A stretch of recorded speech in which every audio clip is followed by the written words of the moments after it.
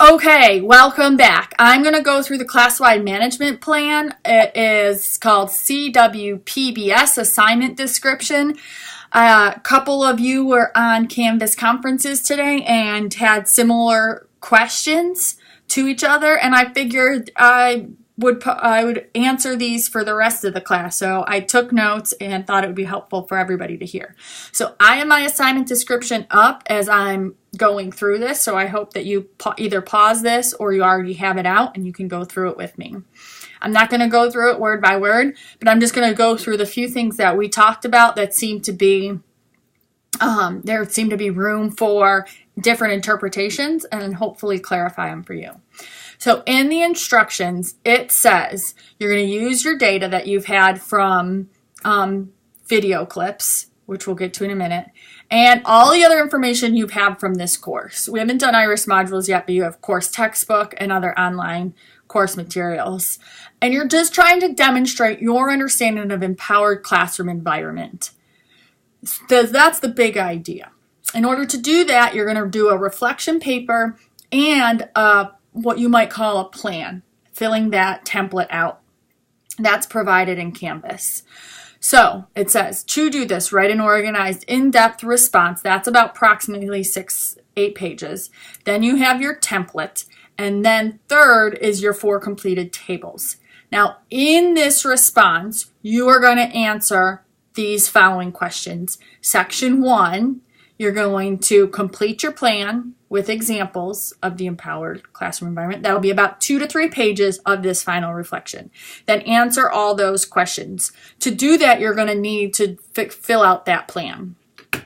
I know not everybody is in a classroom, nor will be in a classroom one day, so do the best that you can to think about what it might be like if you were in a classroom or if you were to go into somebody's classroom, like if you're in counselor ed, and what you would want to teach a teacher, or what kind of template you would have to provide to a teacher as an example for them.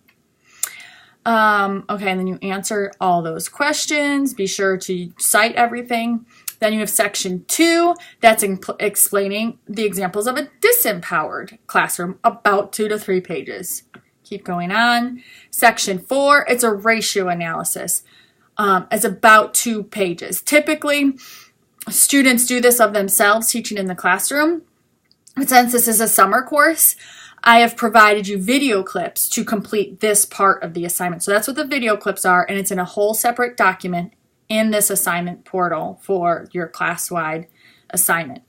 Then for each video, you complete one of those charts for the positive climate charts. You're going to have 4 charts total when you're finished. That's why I said be sure to include 4 complete charts. And then it says it again, analyze your findings. If you're having trouble analyzing your findings, please find some resources that might help you do that.